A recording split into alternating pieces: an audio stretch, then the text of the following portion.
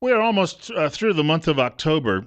Now, one of the topics that has been, I think, it's been the hottest topic since I've been on the air in the 10 months that I've been at KLIX, has been the refugee resettlement program. And we understood that the first wave of those people were going to be here in October. Now, because of public opposition, they didn't have a parade through town and say, here's your new neighbors. So they're likely already here and they're likely already settled, and you might see them at the grocery store spending the food stamps that you paid for.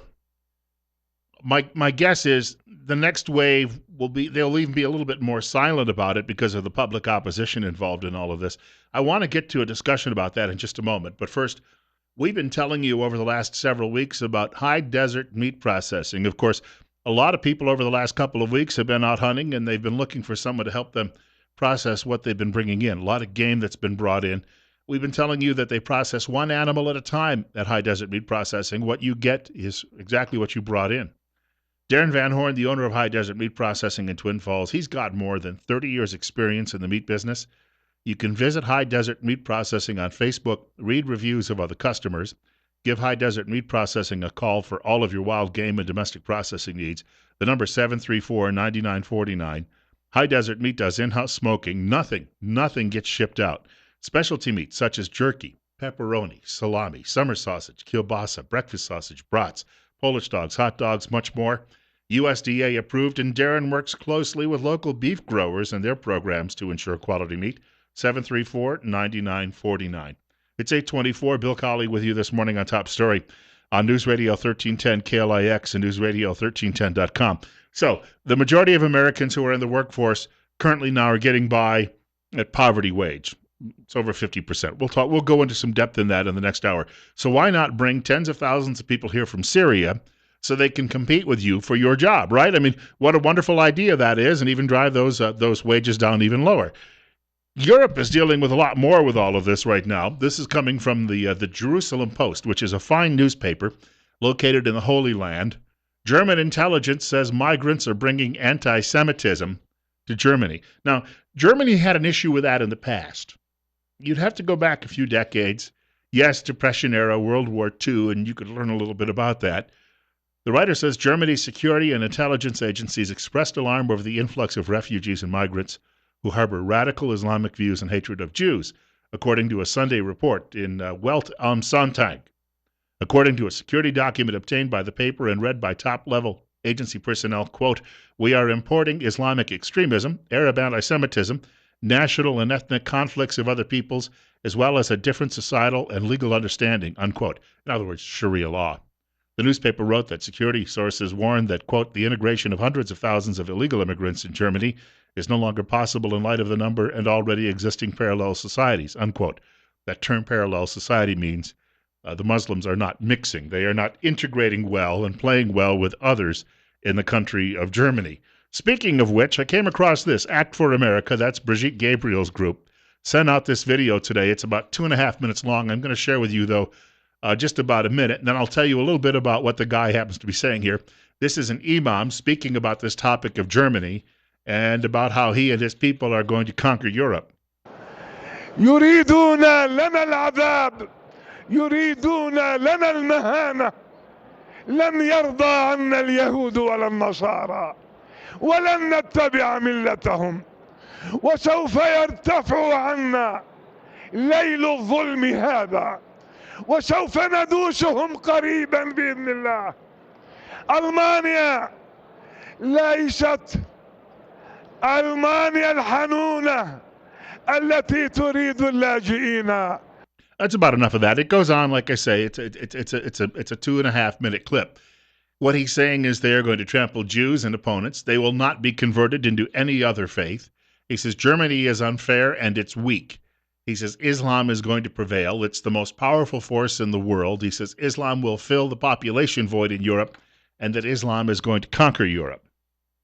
Now, that's that's the attitude of the people who are being brought to these European countries and being fed and given welfare and given homes and given food and sometimes being given other people's jobs.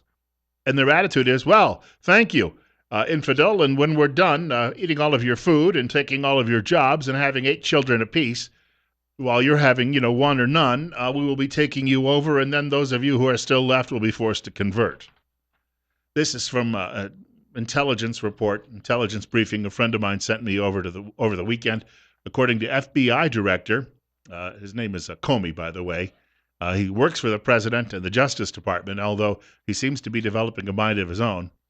The government has no ability, we've been talking about this, to vet them through the databases it uses to determine if they have ties to terrorism. We've been talking about his comments in front of a congressional committee now for a couple of weeks.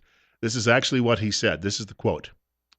We can only query against that which we have collected, and so if someone has never made a ripple in the second pond, or in the pond rather, in Syria, in a way that would get their identity on their interest or their interest reflected in our database, we can query our database till the cows come home, but there'll be nothing to show because we have no record of that person.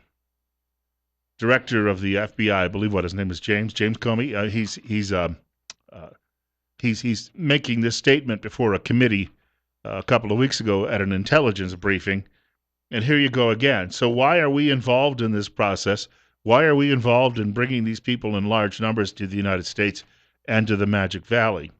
There's another story today at the Daily Signal about refugees from Tibet who've been living for 50, 60 years in India. They can't go home. The Chinese won't let them come back. Chinese won't let current Tibetans who live in Tibet out. Well, they can try and sneak out, but under penalty of death. We have never done anything to try and bring these people here. Tibetan Buddhists, of course, who follow the Dalai Lama, we don't do it now because, well, we wouldn't want to offend our Chinese overlords. President Obama would, start wetting his knickers if the Chinese got a little angry about something like that.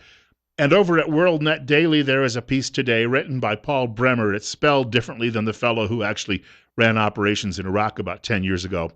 Paul Bremer, a writer at WorldNet Daily, says today he's been interviewing people who say that this whole notion of bringing Islamic refugees here is to eventually destroy Christianity, because Christianity is the one thing that is still the bulwark against the socialist dream. And they think somehow they're going to be able to destroy Christianity and yet also manage the Islamism that's coming here. You've got a lot of people in government who obviously the elevator isn't going to the top floor. Bill Colley with you on Top Story on News Radio 1310 KLIX and newsradio1310.com. A little economic talk coming up in the next hour. I want to mention as well, it didn't get much play. Your local newspaper yesterday issued endorsements for the upcoming municipal elections next week. And there wasn't much discussion about the refugee situation, although they'd like to continue with the status quo. Somehow they still believe they're a relevant outfit, that, if they write these endorsements. I try and stay away from too many endorsements on the air. I mean, there's the obvious. I'm not going to be voting for many Democrats. I think that that's pretty clear. But I don't say, all right, I'll take this candidate versus this candidate. I think people can make up their own minds, and I leave it at that. I'm not trying to tell anybody. What does some newspaper editor, 28-year-old newspaper editor, know about telling the rest of you how to vote? Especially when they look down their noses at everyone who lives around here. And that's simply what they do. They come out every year and say, well, we believe that so-and-so has done a good job for the last 38 years and really needs to stay on board. Or we believe that so-and-so is not the right age. Or we believe that so-and-so is just the kind of person we like, an elitist, and they'll support the refugee program. But they didn't say that anywhere in the end. They did not bring that up, to my knowledge, during the course of that. Funny how that stuff works. I want to get to my telephone callers in just a moment. It's coming up on 8:35:44. Bill Colley with you on Top Story on News Radio 1310, KLIX and newsradio1310.com. But first of all, if you'd like to hear this show clearly every day, please feel free to give the folks at Mount Harrison Audiology a telephone call. Yes, Dr. Christine Pickup, a doctor of audiology, she'll do a hearing screening for you. And if there's an issue, she will help improve that. Bring your hearing back. Restore it if possible. She's in Rupert, Idaho. The telephone number 208-312-0957, 1218 9th Street, Unit number 2. The website is MountHarrisonAudiology.com. Are you on medication for high blood pressure or a diuretic? These medications can affect your hearing. Hearing health is a reflection of your overall health. When you come in for a free wellness hearing screening at Mount Harrison Audiology, Dr. Pickup will review your medications and also discuss ways to protect your hearing in the future. We have a telephone caller with us. You're up next. You're on Top Story with Bill Colley on News Radio 1310 KLIX. And what's on your mind? You know, I'm fortunate to do business with lots of business owners across this valley. I mean, all the way from Bliss to American Falls. And to catch them, you know, and all of in between. And I'm going to tell you, none of these people, because I'm a very political guy, and I'm not forceful with anybody, even though it sounds that way sometimes on the air. But my point is, you know, these people are my clients, but I ask them about how they feel about things, and because they're business owners, you know, they're making investments, they're going forth, they've got to be sharp, and they have to navigate the uncertainties of this administration and all the things that go with it. And not one of them that I can tell you is for anything that this administration does. They're not necessarily, they're not Democrats in the least, and they're sure as hell, you know, some of them are just politically, you know, they're apolitical. They really don't care to get involved in it, but they sure as hell aren't Democrats. And as time goes on, their seething anger and fear of this administration and what it can do for against them is unbelievable. And so here these people are what drive our economy, man. And then this stupid ass paper it acts like they're going to dictate. What about the people that keep us employed and pay the taxes and keep this economy going in this southern Idaho area? What about them? And I'll hang up. Hey, thank you much for the call. It's good to have your input today. Again, you've got elites in media and in academia and in government trying to tell everyone else how the world works. And the world got by fine without them until really just the last few decades in the United States. But they have really gotten a stranglehold over this culture and this economy in just the last several years. And now we're starting to see the fruits it's bearing, and it's rotten fruit. 838, Bill Colley with you on Top Story on News Radio 1310 KLIX. Here's how perfidious media is in all of this. Have you heard many in the mainstream media talking about the clock boy lately? Over at the Crisis Magazine, which is a conservative Roman Catholic publication, the writer William Kilpatrick has this to say: the case that the teen was deliberately trying to provoke a confrontation was strengthened as more was learned about his family. His older sister was once suspended from her school for threatening to blow it up. His uncle runs a trucking company called Twin Towers Transportation. His father, Mohammed Al-Hassan Muhammad, is a publicity-hungry activist who calls himself a sheikh, wears flowing white robes, and is a 9/11 truther. The elder Muhammad routinely returns to Sudan to run as a presidential candidate, and he once debated Pastor Terry Jones of Quran-burning fame. In one of his posts in Arabic, Ahmed's father rails against Islamophobia and says that, quote, Muslims must exploit every opportunity to reveal the truth of Islam, unquote. And the writer says he certainly has done that. As a reward for his battle against Islamophobia, CARE presented young Ahmed with the American Muslim of the Year Award at its 21st annual Champions for Justice banquet.